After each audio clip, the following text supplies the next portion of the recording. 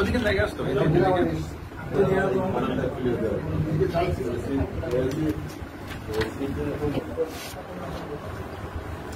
আমরা এই করি হচ্ছে যে মেডিকেল ও ডেন্টাল কাউন্সিল আইন 2010 যে 29 ধারা আছে ভুয়া পদবি ইত্যাদি ব্যবহার।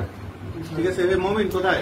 মোমেন্ট স্যার ওই যে মেডিকেল ও ডেন্টাল কাউন্সিল আইন 2010 29 ধারা, ঠিক আছে, ভুয়া পদবি ইত্যাদি ব্যবহার। ঠিক আছে, এখানে আপনার স্পষ্ট লেখা আছে হচ্ছে কোন আইনের অধীন নিবন্ধিত মেডিকেল কলেজ চিকিৎসক ডেন্টাল চিকিৎসক এমন নাম পদবি প্রতীক এমন ভাবে ব্যবহার করবে না যার ফলে তার অতিরিক্ত পেশাগত যোগ্যতা কি হয়, মানে এটা তো সে তো ভুয়া ডাক্তারই, এটা তো হচ্ছে পদবি। অনেক সময় হয়তো এই ধরনের কমপ্লিট না সেক্ষেত্রে এটা একটু বড় ধরনের অফেন্স। আচ্ছা ঠিক আছে, এটা আপনি দেখতেছেন কি করেন ওই মালিক কোথায়?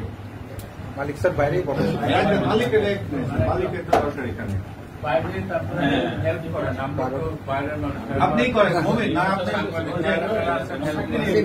ভাই, আপনি আর মুমিন না বাইরে যায় একটু দেখা ধারাটা উল্লেখ করে বসে বিষয়টাই করেন। ঠিক আছে, আপনার হচ্ছে যে ভুয়া চিকিৎসক রাখছেন কেন? স্যার আমরা তো যখন ডাক্তার নিয়ে আসি আমরা রেজিস্ট্রেশন দেখেন, তাহলে রেজিস্ট্রেশন অনলাইনে যাচাই করে নেন না? যাচাই করি কিন্তু নামের সঙ্গে মিল সবকিছু ঠিক আছে। কোথায় নামের সঙ্গে মিল?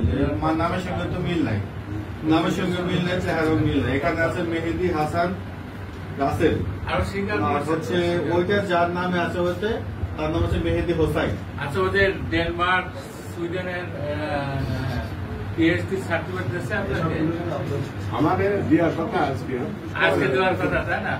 কতদিন যাবত? 3 সপ্তাহ। 3 সপ্তাহ যাবত এখানে কাজ করে কাগজপত্র ছাড়া আপনি হচ্ছে এখানে আপনার এখানে আগেই নেই। হ্যাঁ হ্যাঁ, আপনি নিয়োগ দিয়েছেন, নিয়োগপত্রটা দেন। এখানে তো লাইবিলিটিস তার অনেক।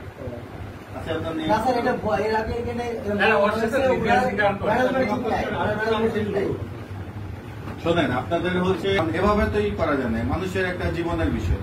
ঠিক আছে, আপনাকে হচ্ছে যদি আপনার মানে এই যে বললেন যে এক্সরে মেশিন আছে, আপনার এক্সরে টেকনিশিয়ান আছে, মেশিনের কোনো লাইসেন্স করা নাই, টেকনিশিয়ান নাই। তারপরে হচ্ছে আপনি যে টেস্ট গুলা করেন প্যাথোলজিস্ট আছে, এগুলো আপনারা একটু করেন, যাচাই বাছাই করেন। আর হচ্ছে ওনার যে আছে, ওনার হচ্ছে চিকিৎসক এমন কোন নাম পদবি বিবরণ বা প্রতীক এমন ভাবে ব্যবহার বা প্রকাশ করিবেন না যাহার ফলে তাহার অতিরিক্ত পেশাগত যোগ্যতা মর্মে কেহ মনে করিতে পারে। যদি না উহা পদবি ব্যবহার করে সেক্ষেত্রে হচ্ছে 1 লক্ষ টাকা জরিমানা এবং হচ্ছে 3 বছর পর্যন্ত কারাদণ্ড। একটা না, দ্বিতীয় ক্ষেত্রে অর্থাৎ আপনি যেটাই করছেন সেক্ষেত্রে আপনার হচ্ছে মানে এই যে জরিমানাটা 3 বছর কারাদণ্ড, 1 লক্ষ টাকা জরিমানা অথবা উভয় দণ্ড, এই হচ্ছে আপনার দণ্ডের। এখন এটা কি আপনার আজকে প্রথম নাকি আগে ওই রকম ধরা খাইছেন? কতবার ধরা খাইছেন পর্যন্ত? ঠিক আছে, তাহলে আপনার হচ্ছে প্রথমই বিবেচনায় আপনাকে হচ্ছে 20,000 টাকা জরিমানা এবং হচ্ছে 3 মাসের বিনাশ্রম কারাদণ্ড প্রদান করা হবে। ঠিক আছে, আর যদি জরিমানা অনা দেয় 15 দিনের কারাদণ্ড। এখন আপনি যদি জরিমানা দেন তাহলে হচ্ছে 3 মাস থাকবে, না হলে তা আরো বাড়বে পরবর্তীতে, সেটা বিধি মোতাবেক দিয়ে রাখবে। ঠিক আছে, লেখেন সাদা পড়ানা লেখা হয়ে যাবে।